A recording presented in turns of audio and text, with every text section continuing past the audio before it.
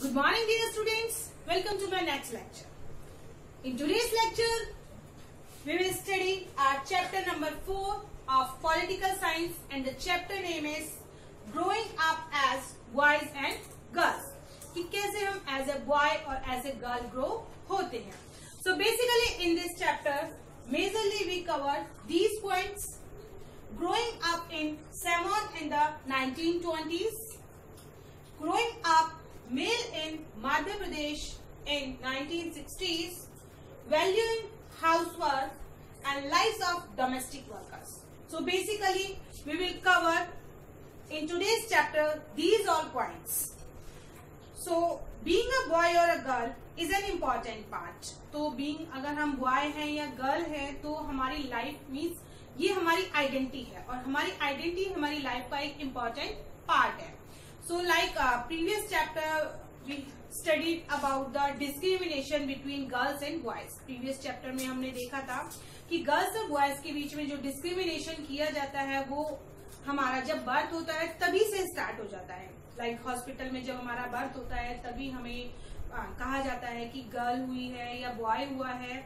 तो उसी टाइम से हमारे बीच में जेंडर डिस्क्रिमिनेशन होता है वो स्टार्ट हो जाता है. उसके बाद हमारी फैमिली में हमको इंस्ट्रक्ट किया जाता है you are a girl, you can do this thing. आप एक गर्ल हो, आपको पोलाइट होना चाहिए, आपको जेंटल होना चाहिए, आपको बदतमीजी से बात नहीं होना चाहिए, नॉटी नहीं होना चाहिए, आपको जो है निटिंग आनी चाहिए, कुकिंग आनी चाहिए, आपको घर को कैसे संभालना है आपको वो सब आना चाहिए. आप डॉल से खेलेंगी.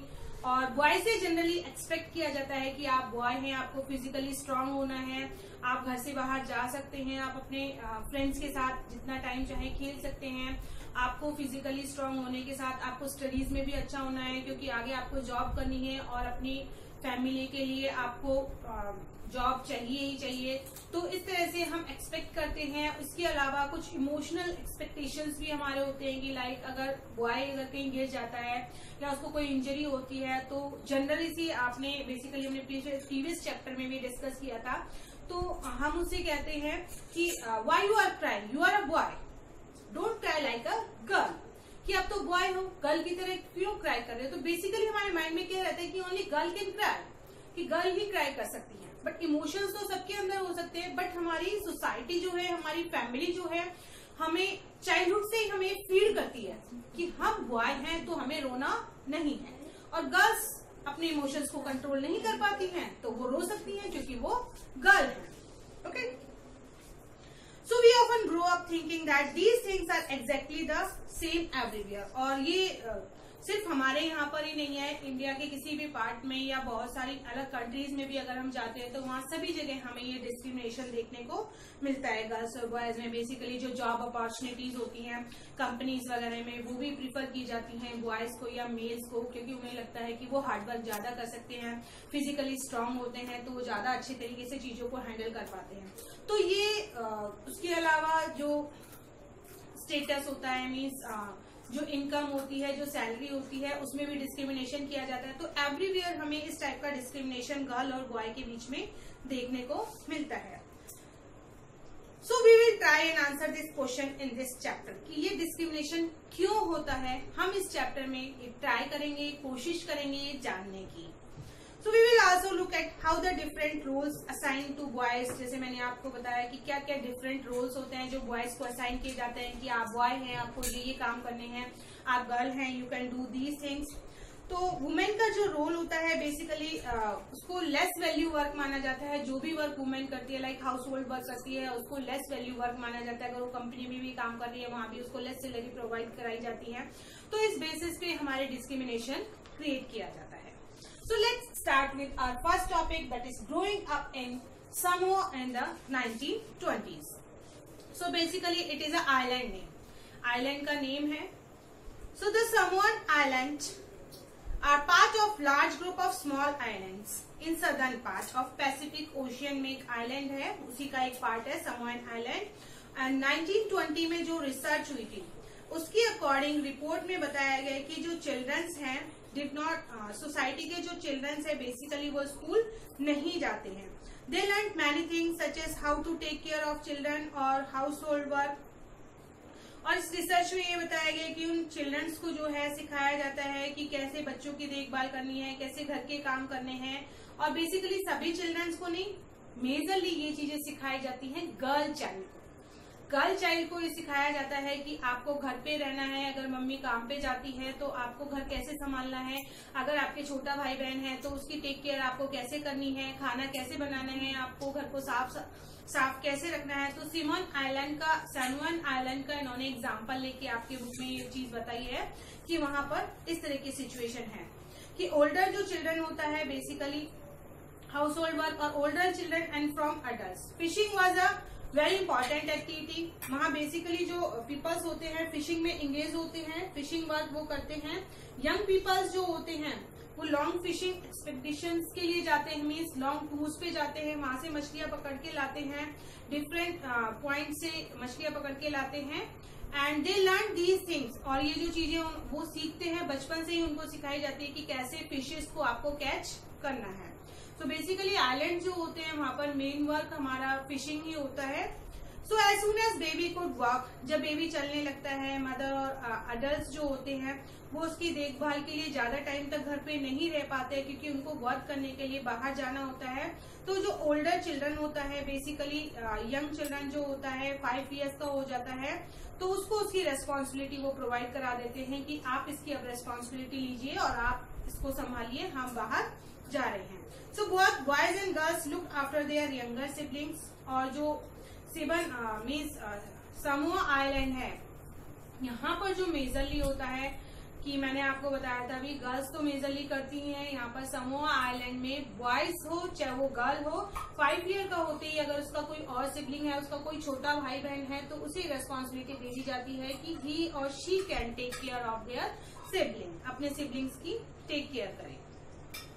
सो but that time boys wise about 9 years, लेकिन जब वो 9 ईयर का होता है बॉय, कि 5 ईयर्स तक तो वो घर पे रह के सिबलिंग्स की टेक केयर करते हैं, लेकिन जब बॉय 9 ईयर का होता है तो 9 ईयर के बाद बॉय को बाहर वर्क पे भेज दिया जाता है। मीन्स बॉय भी फिश कैच करना सीखने के लिए चले जाते हैं और जो गर्ल होती है गर्ल चाइल्ड को घर पे ही रखा जाता है क्योंकि गर्ल चाइल्ड की रेस्पॉन्सिबिलिटी वो देते हैं या ड्यूटी उसको प्रोवाइड करते हैं कि आपको ही अब सारा घर का काम करना है, आपको ही घर को मैनेज करना है कि कैसे घर को साफ रखना है, कैसे अपने टीनेजर्स भाई बहन जो है उनकी देखभाल करनी है। तो बेसिकली उसका जो फ्रीडम होता है गर्ल चाइल्ड का वो वहीं पर लॉस्ट हो जाता है, वहीं पर उसको बाउंड कर दिया जाता है। And after the age of 14 और सो, कि 14 की एज या उससे ज्यादा एज जो होती है, girls also went on fishing trips. उसके बाद वो फिशिंग ट्रिप्स के लिए जाने लगती हैं, प्लांटेशन वर्क के लिए भी जाती हैं, उसके अलावा बास्केट्स भी वो बनाती हैं, कुकिंग भी करती हैं वो हाउसेज में। And where boys were suppose to most of the work while girls help with preparation.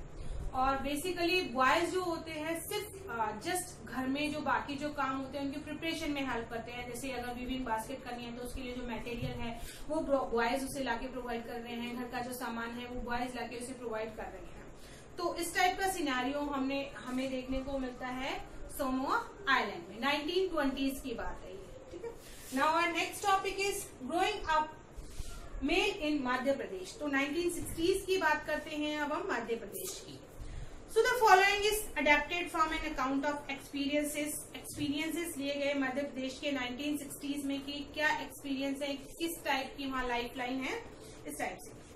So from class 6 onwards, boys and girls went to separate schools. कि 6 तक तो बेसिकली गर्ल और बॉय एक ही स्कूल में जाते हैं, लेकिन 6 के बाद उन दोनों की क्लासेस स्कूल सेपरेट करवा दिए जाते हैं कि गर्ल्स के लिए गर्ल्स स्कूल में जाएंगी और बॉय स्कूल में जाएंगे।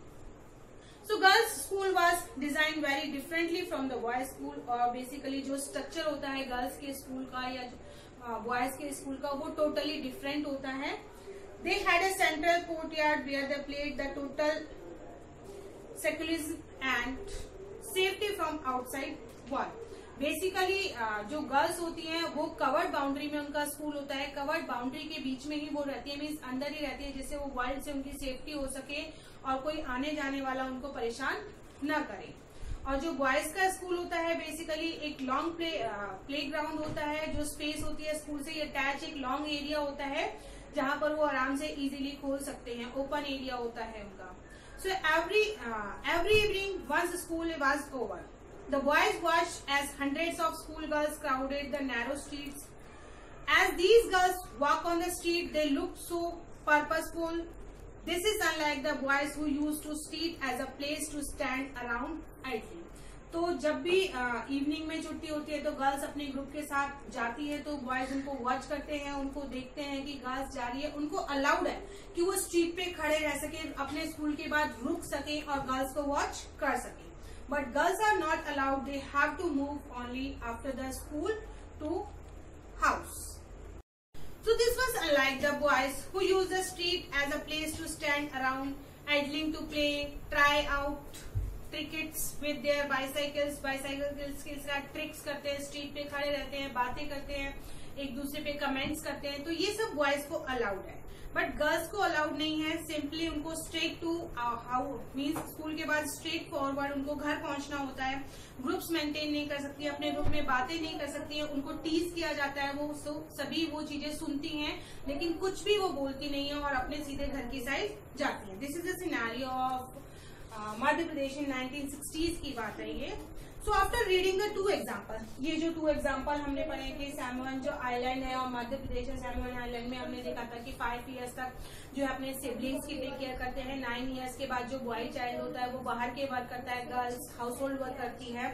आफ्टर 14 इयर्स जो गर्ल्स हैं वो भी बाहर के वर्क करना स्टार्ट कर देती हैं, घर के वर्क भी करती हैं और बेसिकली बॉयज जो है सिर्फ उनकी प्रिपरेशन में हेल्प करते हैं. तो मेजर जो वर्क करती हैं वो गर्ल्स, मीन्स बर्डन जो है वर्क का गर्ल्स पे आ जाता है और वो बाउंस कर दी जाती है. उसी टाइप का सेम चीज हमने मध्य प्रदेश में देखी कि मध्य प्रदेश में जो 6th क्लास तक तो बेसिकली एक ही स्कूल में जाते हैं. 6 के बाद उनके स्कूल सेपरेट कर दिए जाते हैं. गर्ल्स के जो स्कूल्स होते हैं वो टोटली कोर्टयार्ड से कवर्ड होते हैं और बॉयज के ओपन स्कूल्स होते हैं. बॉयज स्कूल के बाद स्ट्रीट पर खड़े होके अपने फ्रेंड्स के साथ चैट कर सकते हैं, साइकिलिंग की ट्रिक्स कर सकते हैं, कमेंट्स कर सकते हैं, बट गर्ल्स को सीधे घर के लिए जाना होता है.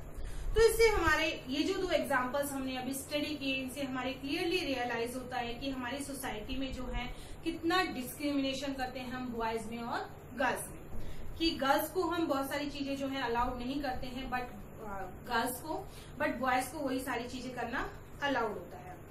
So we are for example given different toys to play. इसके अलावा टॉयज का अगर हम एग्जाम्पल ले तो हम जब भी बॉयज के लिए टॉयज लेके जाते हैं, हम उसके लिए बैट लेके जाते हैं, बैडमिंटन लेके जाते हैं, लैपटॉप लेके जाते हैं, या इस तरह के हम टॉयज लेके जाते हैं, कार लेके जाते हैं और जिससे हमारी थिंकिंग दिखती है कि बॉयज को बाहर जाना है, आगे वो कार ड्राइव करेगा, लैपटॉप से खेलेगा, लैपटॉप पे वर्क करेगा, या फिजिकली फिट होना चाहिए इसलिए वो क्रिकेट खेल सकता है, वो फुटबॉल खेल सकता है, बैडमिंटन खेल सकता है. और गर्ल्स के लिए जनरली हम किचन सेट लेके जाते हैं जिसमें हमारे किचन टूल्स होते हैं. उसके अलावा हम डॉल्स लेके जाते हैं कि गर्ल्स को क्या करना है, पूरा घर ही तो संभालना है. तो बेसिकली हम उसके लिए उसी टाइप के टॉयज को प्रेफर करते हैं. तो इसके थ्रू भी हमारी मेंटालिटी शो होती है कि हम क्या एक्सपेक्ट कर रहे हैं गर्ल्स से और क्या एक्सपेक्ट कर रहे हैं हम बॉयज से, और हम क्या सिखा रहे हैं अपने बच्चों को. हम अपने बच्चों में खुद ही डिस्क्रिमिनेशन कर रहे हैं कि खुद ही ये फीड कर रहे हैं उनके माइंड में कि you are a girl, you can do this thing, कि जरूरी नहीं है तुम्हें बहुत फिजिकली स्ट्रांग होना है, आपको घर संभालना है, आप अभी से घर के काम देखिए, आप ये काम कीजिए, या बॉयज बाहर जाके आपको स्ट्रांग होना है, आप ये काम कीजिए. तो ये जो मेंटेलिटी है हम डेवलप कर रहे हैं हमारी सोसाइटी में, हमारी फैमिली में. और बहुत सारी जो सोसाइटीज ऐसी होती है जहां पर जो रोल्स होता है मैन का, वुमेन का, उनके रोल की वैल्यू भी अलग होती है. लाइक मैन जो रोल प्ले करता है उसके वर्क की वैल्यू ज्यादा होती है, वुमेन जो वर्क करती है उसके वर्क की वैल्यू लेस होती है. उसी से रिलेटेड इन्होंने एक स्टोरी प्रोवाइड करवाई है आपकी बुक में. The story name is my mother does not work, कि मेरी मम्मी काम नहीं करती है. तो स्टोरी के बाद आप थिंकिंग कीजिएगा, आप सोचिएगा कि क्या रियलिटी में आपकी मदर कोई काम नहीं करती है. अगर आपकी मदर हाउसवाइफ है तो मीन्स अगर वो घर में रहती है तो क्या रियलिटी में वो कोई काम नहीं करती है. So let's we study this story. माँ, we are going on a school excursion. Rosie ma'am needs volunteers. Can't you take a holiday from office and volunteer. तो बेटी जो है अपनी मम्मी से कह रही है कि मम्मी हमारा स्कूल जो है एक्सकर्शन पे जा रहा है. मीन्स एक पिकनिक टाइप की होती है जिसमें हम किसी भी चीज को जानने के लिए एक्सकर्शन करते हैं, टूर करते हैं. तो वो हमारी पिकनिक टाइप ही होती है, बट उसमें हमें कोई नॉलेजफुल जगह पर ले जाया जाता है जहाँ से हमें कुछ जानने को मिले। तो अपनी मम्मा से कह रही है कि हमारा जो स्कूल है एक्सकर्शन पे जा रहा है, तो उनको वॉलंटियर्स की नीड है, तो मम्मी से कहती है कि क्या आप छुट्टी ले सकती हैं और आप हमारे साथ चल सकती हैं। Hermie's mother always comes from excursion, और कहती है कि हरमीत की मदर जो है वो हमेशा हमारे साथ एक्सकर्शन पे आती है, because she does not work, क्योंकि वो वर्क नहीं करती है। मीन्स हरमीत की मदर वर्क नहीं करती है, सेंस से हमारा वो जॉब नहीं करती है। So, Shawnee, how can you say that you know that Jasprit auntie is up at 5 AM every doing all the housework? तो उसकी मम्मी उसे समझाती है कि बेटा ऐसे कैसे कह सकते हैं कि वो वर्क नहीं करती हैं, वो डेली 5 o'clock उठ जाती हैं और सारे जो हाउस होल्ड वर्क होते हैं वो उनको करती है। तो फिर उनकी जो डॉटर होती है शनाली, वो बोलती है yes but that's not real work, कि वो भी मतलब उसके माइंड में देखिए आप, एक चाइल्ड है, चाइल्ड के माइंड में ये फीडिंग हो चुकी है कि घर के काम नहीं होते हैं, वर्क नहीं होते हैं। तो अपनी मम्मी से कह रही है कि ठीक है काम करती है बट ये कोई रियल वर्क नहीं होते हैं, कि घर के काम करना क्या काम होता है। तो उसकी मम्मी उसे समझाती है दैट्स व्हाट यू थिंक, क्या सोचती हो तुम। Let's go over to their house and ask Jaspreet what she thinks. चलो जसप्रीत से ही पूछते हैं कि वो इसके बारे में क्या सोचती है। So Harshar and Sonali thinks that your wife is not working. तो जसप्रीत के हस्बैंड के पास वो जाते हैं और उनसे बात करते हैं कि मेरी डॉटर सोचती है कि आपकी वाइफ कोई वर्क नहीं करती है। तो जो जसपरन होते हैं मीन्स हर्षरन होते हैं, वो हंसने लग जाते हैं, और जो उनका बेटा होता है वो कहता है yes aunty she is correct, my mother is a house wife, she does not work. तो उनका बेटा, देखिए उनके बेटे के भी माइंड में यही फीलिंग है, वो कहता है यस बिल्कुल सही तो कह रही है सोनाली कि मेरी मम्मी हाउसवाइफ है तो कोई काम नहीं करती है मेरी mummy. So then Jaspreet why don't you just relax and let them manage everything for a change. तो उसकी मम्मी सोचती है कि इनके तो घर में भी सिचुएशन सही नहीं है। तो उसकी मम्मी जसप्रीत को समझाती है कि ठीक है अगर आप कोई काम ही नहीं करती है, you are not doing any work, so you can relax, आप रिलैक्स हो जाओ, आप आराम कीजिए, अपने आप इनको काम मैनेज, जब कोई काम ही नहीं है तो काम करना ही नहीं है कुछ, तो इनको मैनेज करने दीजिए, जो ये मैनेज कर रहे हैं इसके पापा मैनेज करेंगे, ये मैनेज करेगा। तो what's a fun, we will take care of everything tomorrow with papa. तो उसकी मम्मी को जब समझा के जाती है जसप्रीत को, तो उसकी मम्मी फिर नेक्स्ट डे अपने बच्चों से कहती है, अपने बच्चे से कहती है मिस कि चलो ठीक है आज हम एक गेम प्ले करते हैं, आज से तुम और पापा सारी चीजों का ध्यान रखोगे, सारी चीजें मैनेज करोगे। सो नेक्स्ट मॉर्निंग जब होती है तो 7:30 AM हो जाते हैं। 5 o'clock हमने बात की थी अभी, 5 o'clock मॉर्निंग में वो उठ जाती थी, बट 7:30 हो चुके थे। तो उसके पापा जब उठ के आते हैं, मीन्स जसप्रीत के जो हस्बैंड है वो उठ के आते हैं, तो कहते हैं oh god look at the time, where is my breakfast, कि देखो 7 बज गए हैं, मेरा ब्रेकफास्ट भी अभी तक तुमने बनाया नहीं है, चिल्ड्रन को भी मीन्स बच्चे को भी तुमने रेडी नहीं किया है। तब उसकी वाइफ जो है जसप्रीत कहती है how would I know, I am on strike remember, तुम्हें पता नहीं है कि मैं स्ट्राइक पे चल रही हूँ और मैं कोई भी काम वैसे भी करती नहीं हूँ, तो मैं लीव पे हूँ, मैं छुट्टी पर हूँ। फिर जो उसके हस्बैंड होते हैं जसप्रीत के, वो सोचते हैं that's the school bus, O God, school bus की आवाज उन्हें सुनाई देती है, वो सोचते हैं स्कूल बस भी आ गई, अभी तक बच्चा रेडी नहीं हुआ है, कैसे मैं उसे भेजूंगा। तो फटाफट उसे कहता है फटाफट ब्रश करो, फटाफट जल्दी से करो और जल्दी से मेरे साथ चलो, स्कूल बस तुम्हारी आ चुकी है।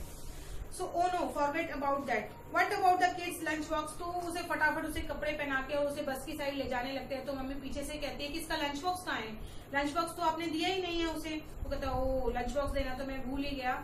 तो रास्ते में जब बस में उसे ले जाता है तो उसे कहता है कि चलो मैं तुम्हें कुछ मनी दे देता हूँ, आज तुम कैंटीन से कुछ खा लेना। So me already gave us money for that. तो उसकी मम्मी भी पीछे बैठे रहते हैं, वो कहती है मुझे भी मनी चाहिए, मैं भी कैंटीन से कुछ खा लूंगी। तो इसी तरह से होल वर्क होता है कि खुद को ही ब्रेकफास्ट बनाना पड़ता है, खुद ही ब्रेकफास्ट करता है, बच्चे को भी टाइम पे तैयार करके स्कूल भेजने में उसे लेट हो जाता है, ब्रेकफास्ट भी उसे नहीं मिल पाता है, लंच भी उसका प्रोवाइड नहीं करा पाते हैं उसके पापा, और उसको कुछ मनी प्रोवाइड करा देते हैं कि आप कुछ खा लेना। तो इसी टाइप से उनका चलता है। तो शाम के टाइम पे जब वो आते हैं तो कहते हैं कि मैं बहुत एग्जॉस्टेड हो चुका हूँ, परेशान हो चुका हूँ, मुझे टी चाहिए और प्लीज अपनी स्ट्राइक को भूल जाओ और मुझे टी प्रोवाइड कर दो। So the house looks like it what hit by hurricane. और ये देखो घर की क्या हालत हुई है, जब से तुम स्ट्राइक पे गई हो मुझे ठीक से खाना नहीं खा पा रहा हूँ, मैं बच्चे टाइम पे स्कूल नहीं जा पा रहे हैं, उनका होमवर्क नहीं हो पा रहा है और घर की हालत ऐसी हो गई है जैसे कोई हुरिकेन मीन्स एक तूफान यहाँ पर आ गया हो, घर पूरा तहस नहस हो गया हो। तो उसकी मम्मी कहती है डोंट एक्सपेक्ट मी एग्जैक्टली, कि मुझसे इस तरह से एक्सपेक्ट मत करो, मैं तो कुछ करती ही नहीं हूँ, आई एम डूइंग नथिंग। तो उसके पापा कहते हैं where you earn the tea leaves, कि कहाँ से तुम टी लीव्स लेके आती हो, कहाँ से आप इतनी एनर्जी लेके आती हो, मॉर्निंग रिफ्रेशिंग एनर्जी की, डेली आप मॉर्निंग में 5 o'clock उठती हो और नाइट तक हमारे लिए वर्क करती हो, दैट इज द वर्क। तो आप बहुत हमारे लिए वर्क करती हो, so next time we are not saying you are not doing work for us. तो उसकी मम्मी खुश हो जाती है, चलो मेरे वर्क को वैल्यू मिली। So next topic is valuing housework, कि हाउसवर्क की क्या वैल्यू है।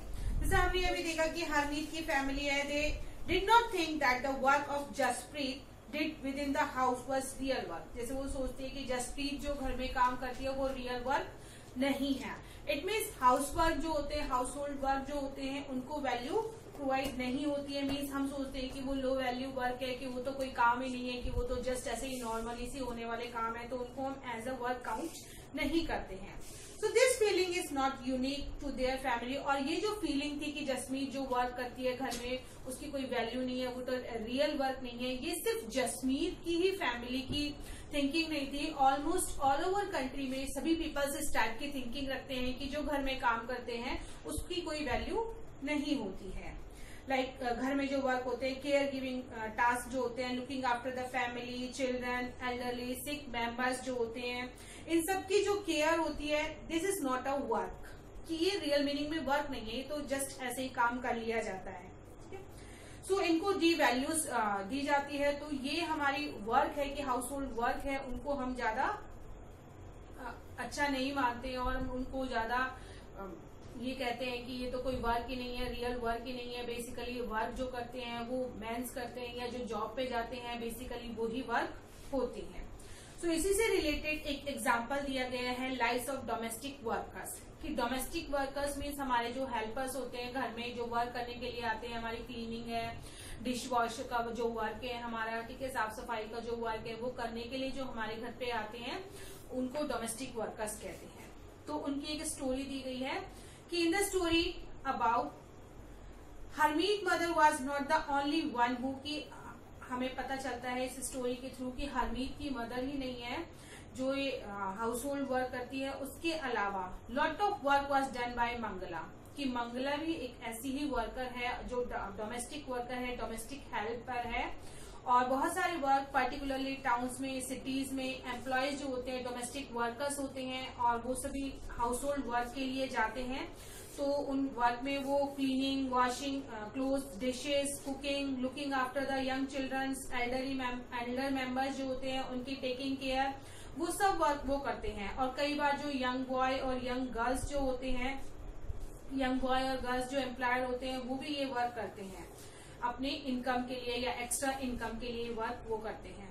तो इस जो वर्क में जो ये सारा वर्क करते हैं, घर का जो काम करते हैं डोमेस्टिक वर्कर्स जो होते हैं, इसके लिए उनको लेस सैलरी पे की जाती है।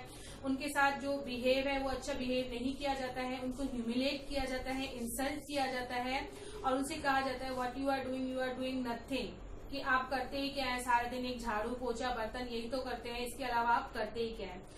तो इस टाइप के उनको एलिगेशंस लगाए जाते हैं, उनको ब्लेम किया जाता है कि आप कुछ भी नहीं करते हैं और इतना सही तो काम है, इसके लिए उनको लेस सैलरी प्रोवाइड कराई जाती है। तो इसी रिलेटेड जो है मेलानी वो अपना एक्सपीरियंस बता रही है कि दिल्ली में उसकी फर्स्ट जॉब थी, एक रिच फैमिली में उसकी जॉब लगी थी, 3 स्टोरी बिल्डिंग थी वो, और मेम साहिब जो थी लेकिन वो बहुत ही ज्यादा स्ट्रेंज थी, बहुत अजीब सा बिहेव मेरे साथ करती थी और मेरी बार बार हर चीज पे इंसल्ट मेरी करती रहती थी। और मेरा वर्क था वहां पर, किचन का वर्क था मेरा वहां पर, हमेशा मुझ पर चिल्लाती रहती थी वो। And there were 2 other girls who did the cleaning, 2 other girls भी आती थी जो क्लीनिंग वर्क, मेरा किचन का वर्क था, 2 अदर वर्क्स जो आती थी वो क्लीनिंग वर्क वहां पर करती थी।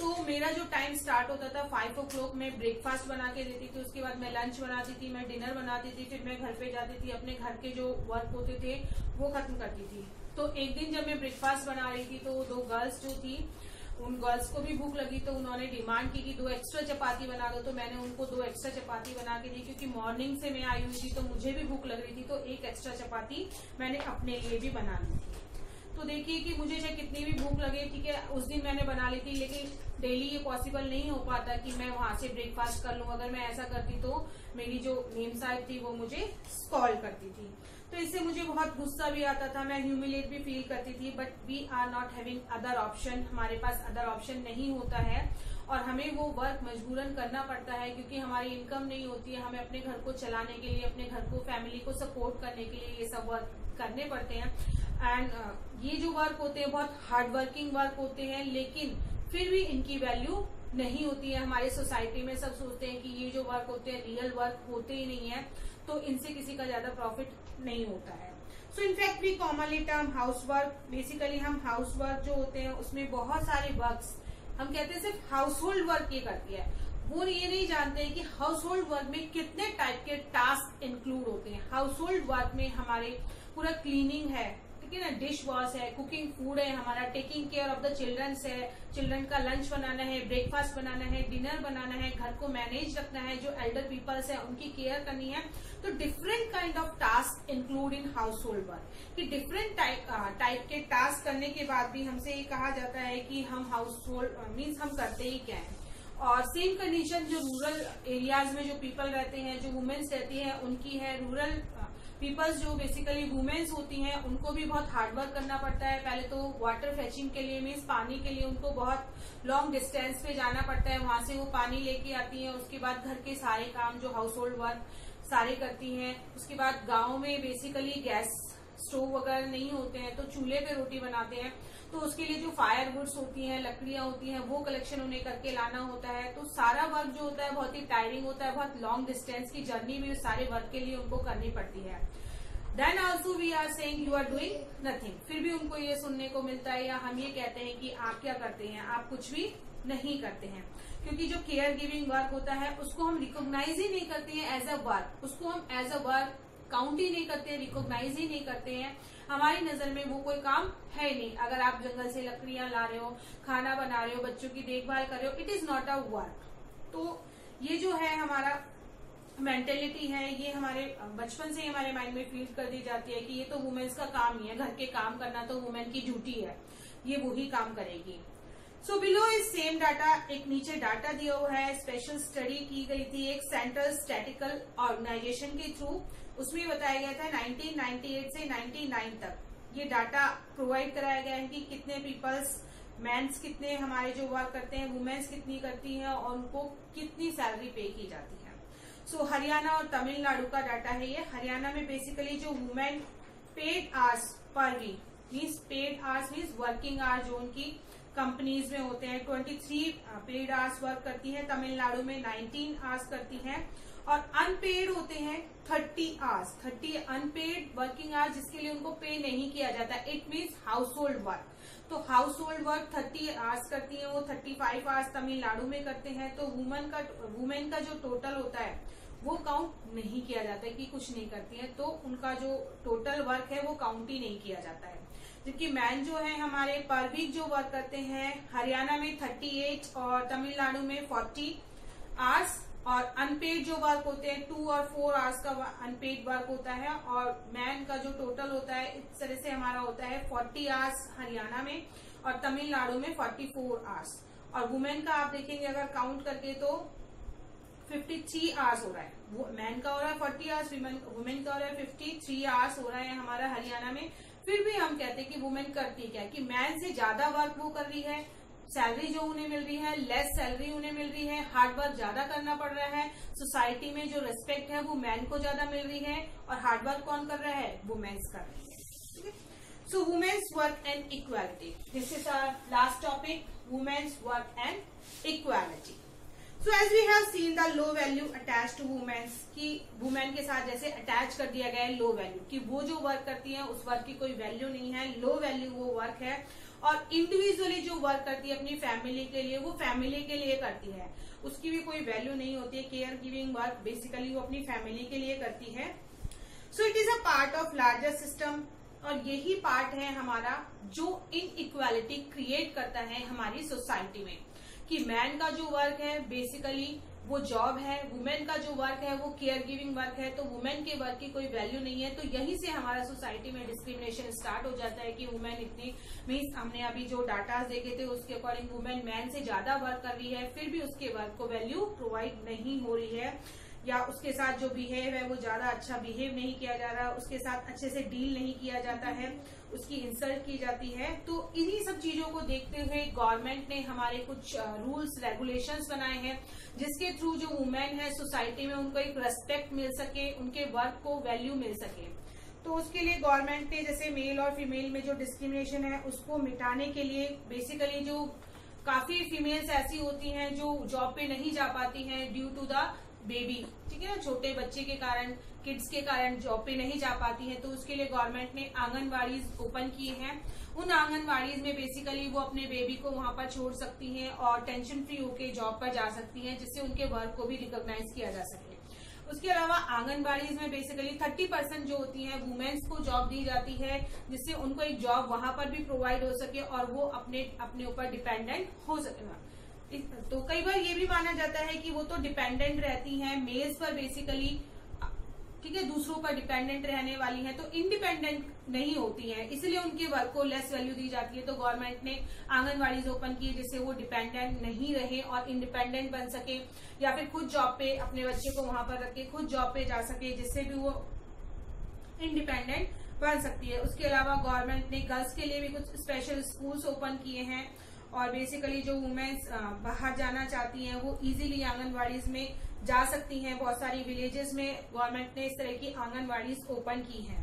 इसके अलावा गवर्नमेंट ने कुछ लॉज भी पास किए हैं, जिसमें 30% जो एम्प्लॉयज होंगे, क्रैच फैसिलिटीज जो होगी उसमें 30% एम्प्लॉयज होंगे हमारे, वो वुमेन्स ही हमारी होंगी। तो इस तरह के प्रोविजंस करके गवर्नमेंट हमारी चाहती है कि जो लो वैल्यू हमारी कंट्री में वुमेन्स को दी जाती है, उस लो वैल्यू का टैग हटाकर उन पे से उनके वर्क को भी एक वैल्यू मिले और वो सोसाइटी में एक रेस्पेक्ट के साथ रह सके। So this is all about the chapter. Thank you and have a nice day.